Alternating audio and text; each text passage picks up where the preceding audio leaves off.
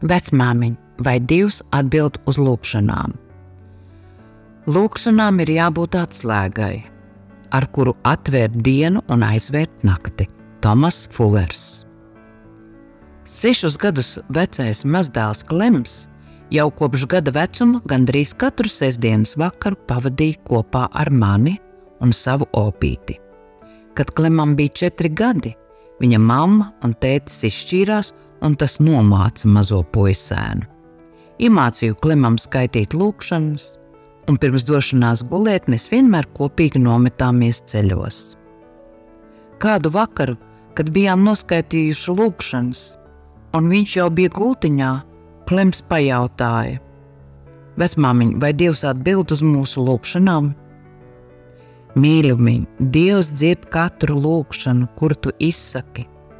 Varbūt viņš uz tām neatbild tik ātri, cik tu gribētu, un varbūt ne tā, kā tu gribētu, bet viņš patiešām atbild uz tavām lūgšanām. Klems uzgrieza man muguru un laipnā klusā balsī sacīja: Dievs, lūdzu, saved atkal kopā manu mammīti un tēti. Tad viņš pagriezās pret mani: Vecmāmiņ, es neaizmirsu lūdzu. Es zinu, ka tu to pateici, mazais, mierināja.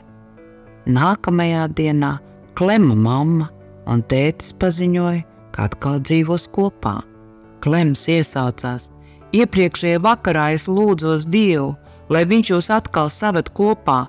Dievs pat tiešām atbild uz lūgšanām. Zēns piebilda, un es pateicu lūdzu. Kopš tā laika viņi visi ir kopā.